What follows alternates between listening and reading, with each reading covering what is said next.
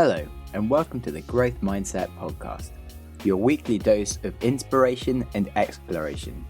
Join me, your host, Sam Harris, as I discover how mindset can help you do incredible things through my conversations with the world's most interesting people, from tech billionaires to leading scientists, best-selling authors to notorious hackers.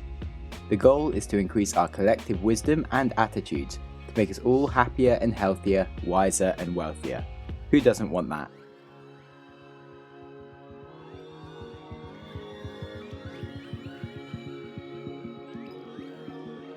Today I'm interviewing Ben King, the CEO of Pesky Fish. It is an amazing new food app that lets consumers buy fresh fish directly from the fishermen, live as it is being caught on the boat. They can deliver the fish to you direct within 6 hours, delivering the freshest fish experience of your life. And it's cheaper than buying fish normally, which is just an insanely cool product and idea. So he tells us about his experiences building the company and other companies, and just insights from how they nearly went bankrupt, raking up credit card debt, or hiring the wrong co-founders, and just providing some really useful lessons and funny stories. And he was just a really great guest to chat to, and a fascinating business concept to understand, and just to witness something that is really going to be changing how we engage with our food. And on that, please enjoy the interview with Ben King. The business is very simple. We're ultimately trying to take what is a incredibly complicated and opaque supply chain, food chain, one of the oldest industries in the world, and to redistribute the value back to the boats and back to the consumers by cutting out that and that cost in the middle. So, right now we are distributors who work with boats and send their catch directly into customers. But ultimately we want to be the supply base and the supply chain of the global industry, so that by the time, hopefully, we've made it work, any fisherman will be able to sell to any customer through the chain and benefit as a consequence. The biggest change will be that final bit, that if you look at every food chain at the moment, the producer sells to stage 1, who sells to stage 2, who sells to stage 3. It's sequential. But I think every food chain is going to change, where it will be possible to sell to everyone in aggregate. And that will just completely rewrite the economics of it and the ecological side. Definitely. What do you think is the biggest barrier? Is it getting people to realize the potential of the technology, or is it building the technology? Ultimately, we're not a tech company. You're ultimately working with people. The technology enables the people to do what they're doing maybe a little bit better, but ultimately they still have to catch fish. There's no tech yet that has been produced that enables you to catch fish. You still rely on that human interface.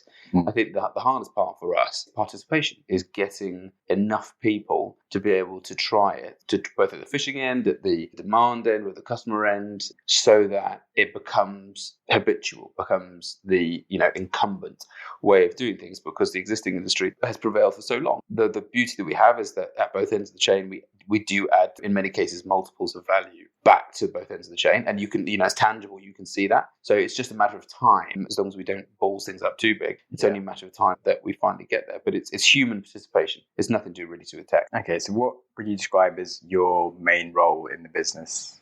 My job, ultimately, so if you look at how our team is structured, myself and my partner Aidan runs the operations of a catch-to-plate operation, is running the daily setup of our company. I see my job really is essentially enabling people to do their best within their area. So Aidan has complete accountability and autonomy for operations. Dan has the supply side of the data science. Andreas tech, goes on and on. My job is basically just to ensure that those pieces of a puzzle consistently tend to a picture, that everybody's signed off on one strategy, and that they feel an ownership of it. If I get to do that and ensure that we are almost like the buffers on a bowling alley, that we don't go off into the gutter, then I feel that my job will be done, like I'm doing an effective version of it. Cool, yeah, I really like that analogy of making the pieces of a puzzle turn into a picture. There you go. It's cool. Okay, how did you have the idea for Pesky Fish? So Pesky started as a restaurant idea. Yeah. Pesky essentially started as being the output of what we're delivering now. So it's been like this for the last 5-6 years in London restaurants, where you no longer have these massive, or you do, but it's not as common to have these massive menus,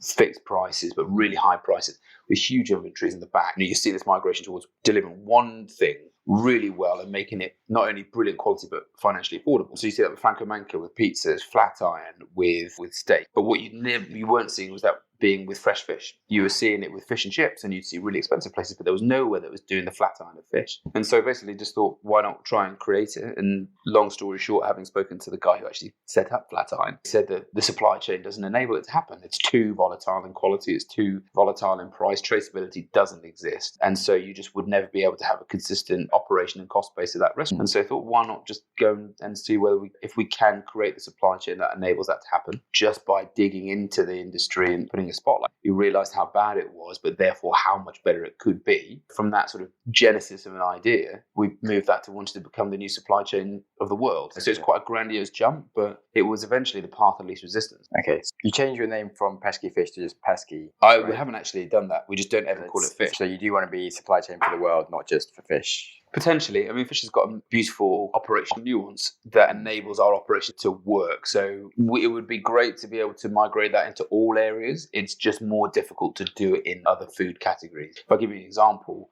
if you had 50 farms and you were sourcing from 50 farms, that could be in a 1,000 square mile area. Yeah. But you can source from 50 boats and they land into one port in an area the size of this room. So it gives you a natural point of consolidation, which is what we need to make our operation work. So yes, we'd love to do it, but there is so much value that can be added just in fisheries before you go elsewhere. Yeah, maybe quite a few years' time. Exactly. An example we use here is that if you look at in Sri Lanka, the fishermen who get the tuna that gets sold into Billingsgate, they get 3% of the value that the Billingsgate merchant trades off that. 3%. Oh. So if you look at the fact that we in the UK, on certain species we brought 9 times the market value. If you go and roll that out to a country which is 25-30% based on fisheries, and you're adding 10 times the value to that, think of the economic multipliers that will have on that economy, irrelevant of the immediate impact to that, the money in the back of that fisherman's pocket. So there is enough incentive and enough value to be added just in fishing. Okay, cool. But yeah, so where do you see yourself in 5 years' time? I would love to have a number of much cleverer people than myself, which isn't particularly hard. I mean, the common denominator is not exactly particularly high, but who are managing individual countries, and for my job basically to be determining which area we choose to go into or which category we go into. At that point, we might start putting on other produce lines, but that essentially doing what I'm doing now, but maybe at a slightly more sort of hopefully more global level rather than right now with Zone 1 London. So we've got quite a few sort of orders of magnitude to scale up before we get. That's what I'd love to do. Nice. Cool. So what do you think about the future of food in terms of there's more vegans and like vegan fish and chips and like printing of prawn and stuff? I don't see that as a massive thing. Ultimately, whatever your routes to do that, that makes complete sense. I don't believe that veganism is going to feed the world. I don't think ecologically, if you look at how the whole food cycle works in terms of animals that eat, defecate, put the nutrients back into the ground, which then enables fertile soil, I don't think you're going to get veganism where you're just going to move on an entirely plant-based diet. But again, if people choose to do that, that's absolutely fine. There's no gripes to do so. I think our job is to show that seafood, especially wild fish, can be ecologically sustainable, so you don't have it decimating, impacting ecosystems. But I think as long as you've got, ultimately we're going to, in 10, 15, 20, 30 years time, you're going to have food wars. So it will not be a case of choose veganism over fish. People will go after the resource that will enable them to be nourished. Yeah. So I don't think we're going to be in a position where we're battling for demand versus veganism, personally. That's interesting. In terms of you yourself, then, what was your background before starting this business? You really should speak to Aidan. His is much more interesting than mine. But you can trace it back to a number of different things. So before I did this, I was working for the company that owned Jula. We built a service-based business within a manufacturing one. So it's a paint company. We built a really good team, but we built a service for Julites, which was based on enabling, to begin with, schools to design spaces that were better, that were conducive to educational outcome. Not necessarily attainment or directly attainment, things that would make people feel more proud, resort from not doing all the bullying. So that was the excitement for me. The real value in that for me was adding value. Like how can you use existing capacity to leverage more value for the people that are in it? And then before then, I was there for 4.5, 5 years. But before that, we tried to start a ski resort in Andorra, which is a very long story. But again, the same driver that skiing should not be an exercise for really wealthy people. It should be something that everybody should be able to use because it's mentally and physically such a great sport. fortunate that failed on the back of a bad weather report,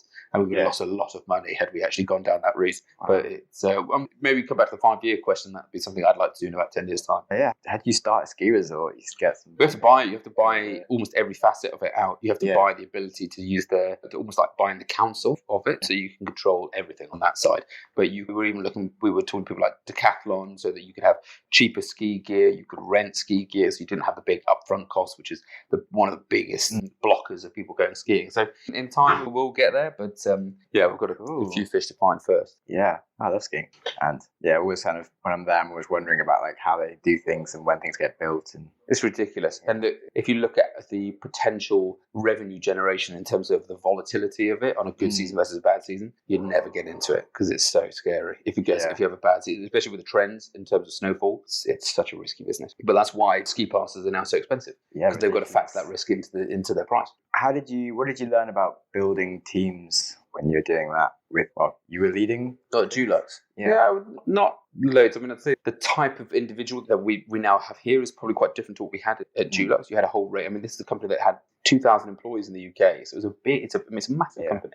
I'd say I've learned a lot more by having the autonomy here and the consequences of it going wrong. So we had one before I started, and the sort of ultimate outcome is to genuinely follow your instinct rather than follow a CV. That was probably one of the most stupid things I've done in this entire process, was to originally hire on the basis of CV. But the biggest thing we found is something we encourage everyone to do now is genuinely to find out people's intent. Why do they want to? And you seek through the sort of people makeup and they put on their CV. The first 3 lines on a CV I always think are hilarious. People put like, I'm an ardent, like passionate team worker who likes to work on their own. All of the rubbish you get at the top of the CV, we just throw all out. So we don't look at anything to do with, we look very little to do with education in terms of like A levels, that sort of stuff. We just look at what were their experience, and then you get a real gauge of the person when you meet them, which is how we eventually found Aidan. Yeah. Cool. CVs, I've never been too big on, and it's good to know what skills someone has, I guess, for something. But it helps, but I think it comes down to also who's going to be the right cultural fit. Like, that's a massive thing. And I think for us, irrespective of the discipline and the application that you have within the team, as long as you feel that person will galvanize around the goal and the ambition we have for the business, whether it be 3 years or 6 months, that has been the biggest sort of determinant, because those people will be the ones who are motivated, who will put in the extra hours if it's needed, rather than clock off like Fred Flintstone. Yeah. So what do you ask people to try and determine that? We literally go straight up and ask what motivates you, and you can see the sincerity in their eyes and the way that they will either fabricate language or they'll talk from the heart a lot of the time. And it doesn't matter if they take a while to answer the questions, because some people don't respond immediately, and that's great because people generally consider it. And that was, if you look at Dan, you look at Andreas, who just brought on today to manage the restaurant channel. They all come from very different disciplines, and they'll all have very different jobs in the company. But the motivation is so sincere. That's what commands loyalty, and that's what commands, I think, energy and effectiveness. And a lot of the skills that you need to do your job, you can learn. Whereas I don't think you can learn in temperament. You can't learn to be interested in what you're doing. No, exactly. The single most important thing that we find. Cool. Yeah, I did a podcast 2 days ago with someone who said it's not necessarily having fun isn't like the biggest metric of what you should be doing. It's just how interested are you in what you're doing. And as long as you're always interested, you kind of always go through the shit. Exactly. And I think it's going to be ultimately a bubble that will explode around this idea that everyone should be having just like unfathomable amounts of fun in what you do. You should find enjoyment in your work. You should find passion in what you do. But also there's the reality is that if you're going to be doing anything that's what I would say in our line of the work, we're doing things constantly which no one else is doing. That's really hard. Like, it's really shit from time to time to have to do that stuff. You're not always going to enjoy it. But if your motivation is because you want to get to that end goal, you justify that frustration and the pain of doing it because it will be fun once it's delivered as an outcome. Cool. So how did a setback or a failure set you up for future? Oh, Christ. The biggest one probably was, if you went back a year ago, maybe a little bit longer, when it was just getting started, come back to the hiring. I originally sent LinkedIn post, a job advert to find an operational partner. And very long story short, it got down to 2 people, Aidan and this other guy. Aidan, I met him and I loved him. I thought it was absolutely phenomenal. Like, his energy and enthusiasm was stunning. What he'd done out in Sierra Leone, mind-blowing, but he seemed quite young. And whereas this other guy was in his 50s, had what looked like on the CV operational, like amazing experience. And I thought, given that I'm not operationally minded, it would be good to have that on top of it. And this guy ended up being a bad decision, cripplingly bad decision. Yeah. And in the end, fortunately, managed to get Aidan off the back of it, but who is now really has taken the business from a skeleton into a full-fledged body and has actually honed in what isn't in the hike, almost coming back to the last things we were talking about. Had I not gone through that experience, I would have made it later, and I would have been much more like decimating had we done that later down the line. But there's hundreds of things, Sam. But you could touch on maybe another big mistake. From the very beginning, I think we wanted to create a service that ultimately added a huge amount of value, but consistently. And consistently was delivering what we said it was going to do. And I think the mistake I made was to take uncalculated risks, to assume that we were going to have products that or soon to have fish that we weren't going to have. There was a 20% chance we would have it. And I'd say, yeah, we're likely to have that. And so all you end up doing 80% of the time by that math is over-promising and under-delivering, and realizing that credibility is the most valuable commodity in what we do. So we are better off telling people 4 days out of 5 that we're not going to have that fish because we don't think we are going to have it,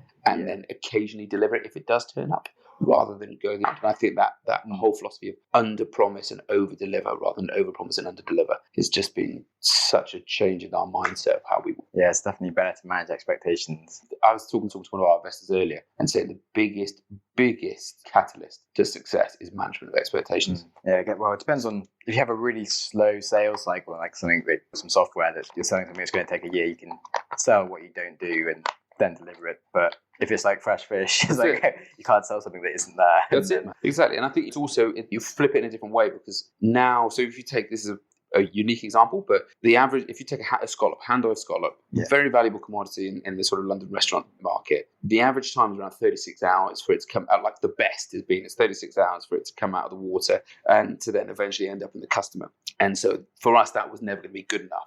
So we started at 18 hours and now we've got down to 6 hours. So that's cut 83% of the time off from what our next close fastest competitor can do. We've got to that because we knew that we wanted to literally don't care about the competitors, but do the best that's possible. But that now is an operation that happens every single day if it needs to. It is not something that is a sporadic flash in the pan. That is something that we can deliver every single day. And now that we've got the operation there, we can scream and shout about it because everybody can have access to it now.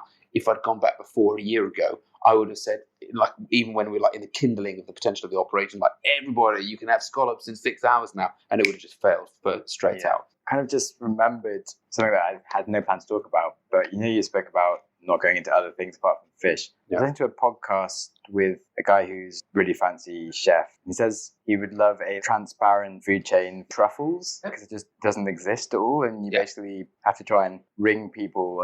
There's nothing but like just getting a phone. That's it. Well, if you've got a truffle one, you can go back to that person and say, go to Natura. So if there's a fruit and veg, there's an amazing company, a guy called Franco Fabini, who really helped us in the very early days. And he's working there with a company called, I believe they're either Bello. You'll be able to find them on Instagram. And they are literally source to table. So you can trace every single one.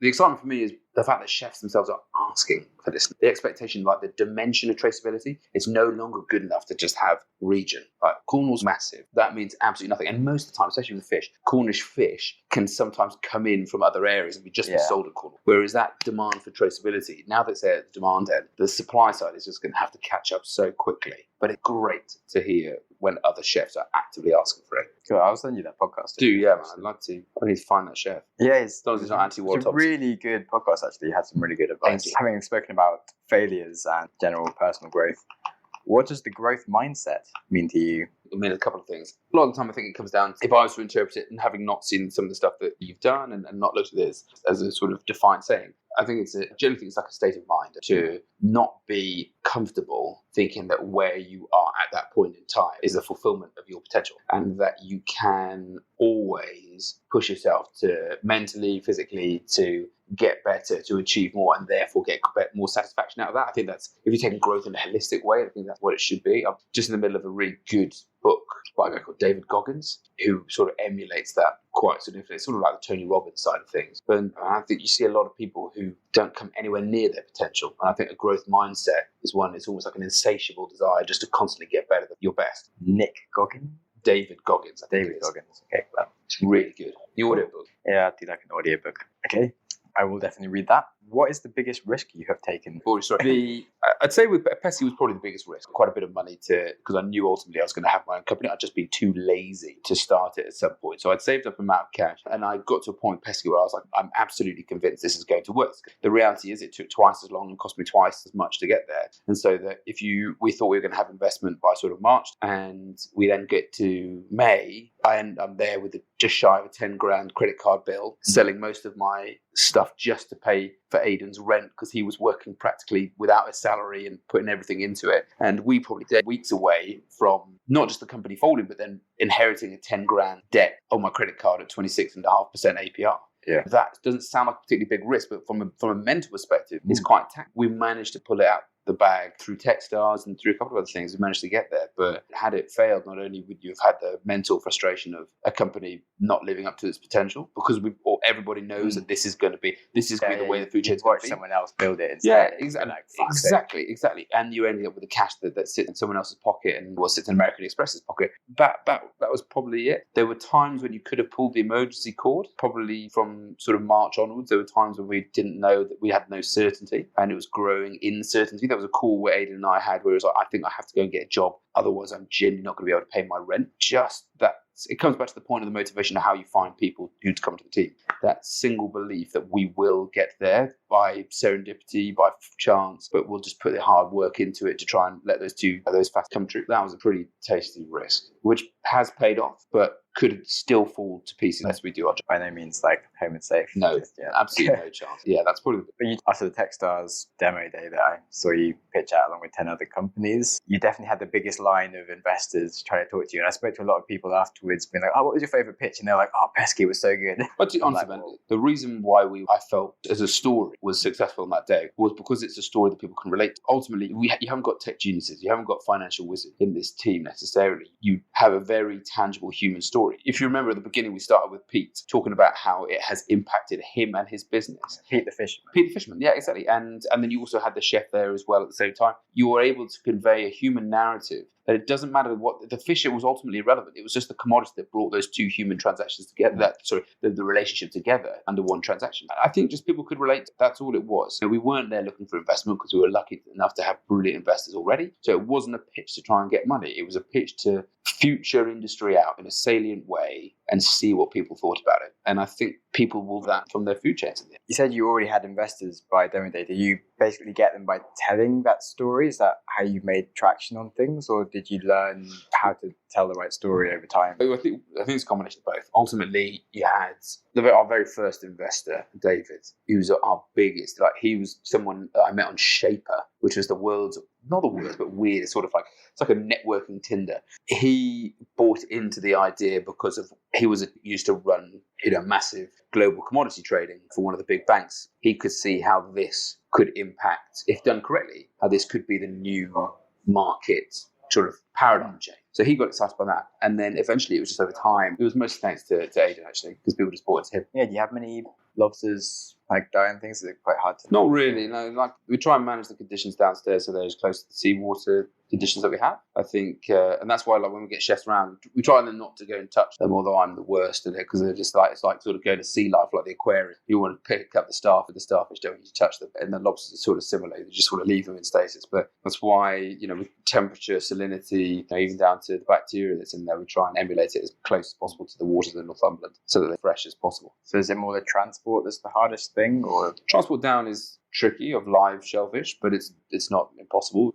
We're getting now with quite a good, reliable system from our boats up in Northumberland. It's the only product we buy in advance. So we buy stock and we haven't necessarily committed to the order, but it's because it's such a valuable commodity and a quite scarce commodity at the price that we're able to put it out into the market that we tend to be able to flow through at a good pace that justifies having down it. And those will be objectively the guy, Aidan, Dan, now Nick, who've gone to the effort of making downstairs so good that they are the best shellfish in London. You will not get better, fresher, cleaner, healthier lobster consequence. And that just pays off for the customer. Cheaper and better for the customer? Yeah. Wow, cool. In short. How much cheaper? It varies. It varies time of the year, but the traditional wholesaler model is to buy it and charge a percentage markup. So anywhere from like 18 to 45%, whereas we don't do that. So we have a fixed distribution fee. So it doesn't matter if it's a mackerel or a lobster, we charge exactly the same amount to go on top. So right now you can have a £6-7 a kilo. We can be £6-7 a kilo cheaper than our competitors into those things. But that's fine because we're not buying the fish to trade it. We are fish. We make money on the move, not on the trading. It's going to be when you get like real volume that you start making more money then. Yeah, I mean, the company makes good, our revenues are good at the moment. We've grown about 30%. We've got another sort of about 25-30% month-on-month growth, which is good. The compounding isn't fantastic, but the most important part for us is that we don't topple supply or demand. Make sure that balance, that growth, that sort of balance of both sides is balanced, which is why we have someone who manages the demand and someone who manages supply, and all working into Aidan's operations. So it's like a seesaw. We don't always get it right, but two-sided markets are really hard. Yeah, exactly. But ultimately, people are buying this produce anyway. It's not as they can go somewhere else. Yeah, but it's if needs be, you can be reliable. But yeah, exactly. Interesting. What are you worried about? Well, right now, probably complacency. That's about it. I think that you'll become complacent, or as a team we become complacent. I don't think that's actually going to happen. The reality is, this is how every food chain will migrate to. Fish will probably be the first one, whether we do it or someone else does it. So we don't need to worry about proof of concept because we know that that's the way. Can we get the best people in, both at supply and demand side, but from a team? Can we get the best people in? Can we motivate them? Can we excite them so that they want to stay here and that they want to grow and they want to be part of the company? And if we can do that, then and we can consistently deliver down one strategy rather than trying to expand and grab every opportunity, then I think we'll. But yeah, the complacency stop that from happening. What is your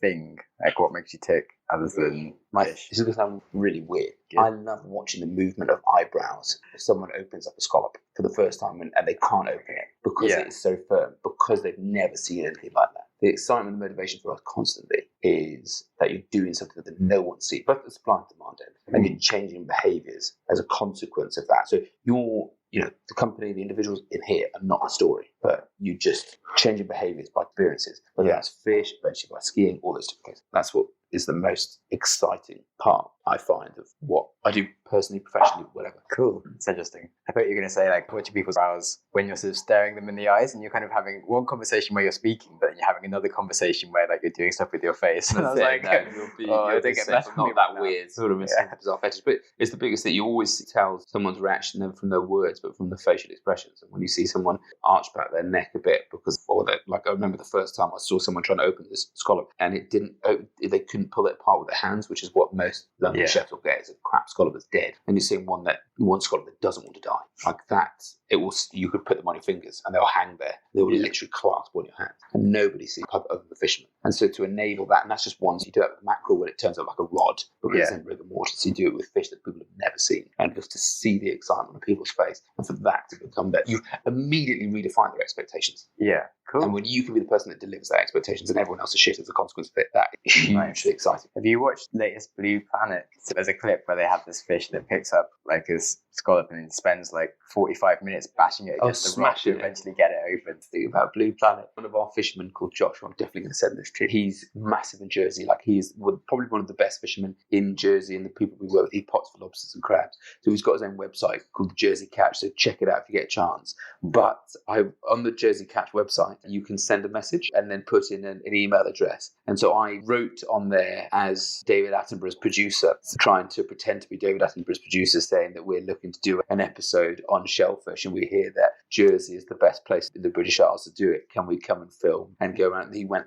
he went nuts. He phoned us up and he messaged all his mates this message. Absolutely bananas. But that was really a way to incentivize a fisherman to come on. But like that fish that smashes the thing against the rock, there's so many beautiful things in the ocean that no one ever sees. They just see a piece of fish and chips on their plate. I think people would think quite differently about fish. There's like octopus. What's your most vivid memory from childhood? Bloody hell, man. This is going to sound really ridiculous, but I almost died when I was about 9 years old. Cool. And it was respectively. Exciting. And died surfing. I didn't die surfing. I lived surfing, but I almost died when I was surfing. It took about 3 years to get back into the sea. I'll never, ever forget that sensation of feeling at that time, even as a 9-year-old, just going, I'm going to die. I know probably I'm going to die. Thank you, sir. Can you explain how that happened? I just got caught in a rip curl. I got caught in a rip and I was just going round and round like a tumble dry. And eventually someone pulled me out. Well, actually, it was my dad who pulled me out. I could literally like visualize every single part of it. It was so strange. It was like thousands of Groundhog Days, just like, because it was the same rotation over and over and over and over again. Just constantly not being able to breathe. Occasionally it pops up a little bit, but you don't know, you can't comprehend it quick enough to know that I'll breathe in now because your head's gone back down again. Yeah. Unfortunately, I managed to pull out and I was fine. But was your dad near you at the time? It wasn't originally, and then gradually pulled me out. Yeah, that was, and then it was just a bit blurry after that. And eventually I was fine. Got out on the beach and I think it was okay. Yeah, I generally didn't go in the sea then for about 3 years after that. Yeah. But it was fine now. I love going to the sea now. I definitely suggest to anyone going to the sea on Christmas Day or Boxing Day. We do it in North Sea in Suffolk, and as long as you wear shoes so you don't cut your feet open, it's unbelievable. You don't know what gender you are afterwards because it is good fun. Yeah, it's nice. I had a lot of kayaking and we had a rolling club where you had to get in the water every time. Yeah, one quite vivid memory actually was when I was kayaking. I got flipped in the middle of January and it was snowy and ice everywhere and it was the coldest water. And I was pinned against a bridge upside down in my kayak, so I had to bail out. Yeah. I tried to get out for 20 seconds and Jesus, it's this isn't happening. So I got out, but then instantly everything froze. I couldn't swim. So oh, I can't do this. It's horrible. Just gone so shock. Weird. Yeah. Exactly. How did you get out of it then? My instructor managed to fish me out and just put me onto the thing and then kind of pull me to the side, and I couldn't move at all. Just rigid. Well, so much for adrenaline help. I would have died for sure. It's scary. Yeah. Those sort of things. Yeah, you don't. I mean, it sounds perverse, but I actually think have a little brush of mortality is probably not the worst thing in the world. Super stupid, because then you take calculated risk and you can jump out of a plane at a skydive because 99.9% of the times, more than that, it's going to be absolutely fine. So you just don't do ridiculously stupid things. On Norway, the medic, his had got in doing the wingsuiting. I think he'd been doing it. He started it with 8 friends, one of which has died.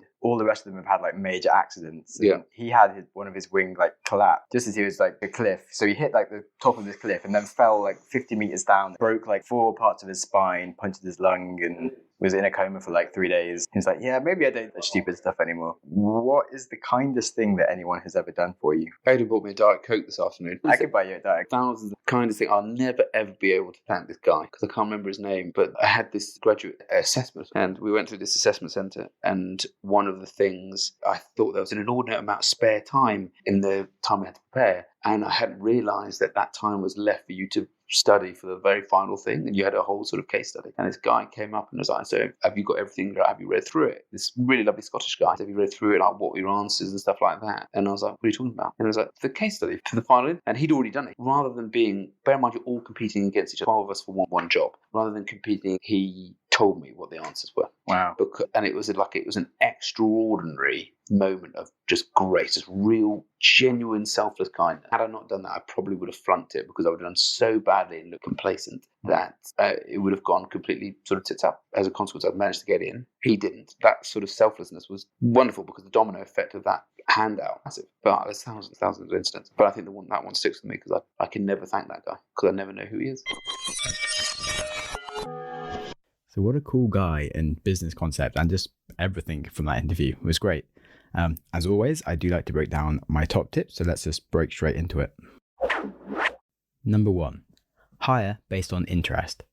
Don't hire people based on what's on their CV and the skills that they apparently have. Make your decisions based on who is genuinely interested, passionate, and motivated to achieve the vision that you have for the company. They may have a bigger learning curve, but the work they do will be 10 times better. Number 2, tell a good story. By telling a story that really pulled on the heartstrings, Ben got a crazy level of interest from investors at the Techstars demo day. He started with a video from one of his fishermen, explaining how his life had been changed thanks to Pesky Fish. The fisherman told about how he made more money more reliably from working with the app, and he didn't need to risk his life anymore going out in dangerous seas just to try and make ends meet.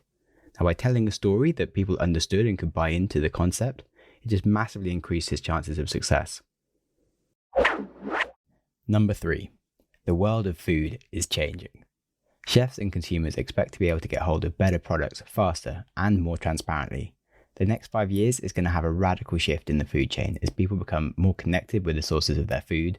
Seeing how a company like Pesky Fish operates has opened my eyes, and once you see how it could be, it seems ridiculous to think it could ever go backwards.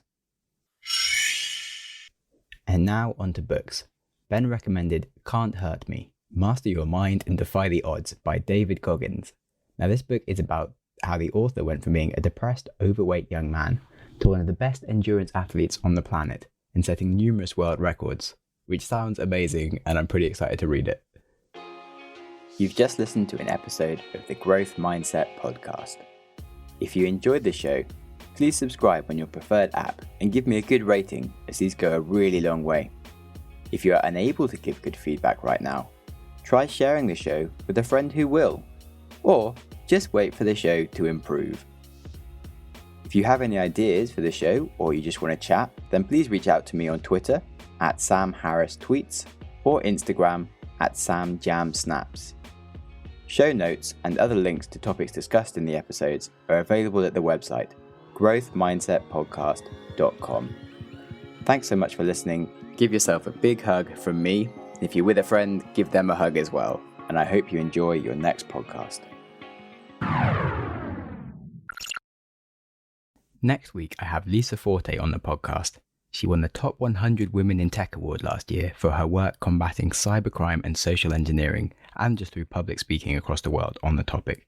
She began her career working in anti-piracy intelligence in Somalia before moving into counter-terrorism intelligence for the UK government, and now has launched her own cybersecurity startup, Redgoat Cybersecurity.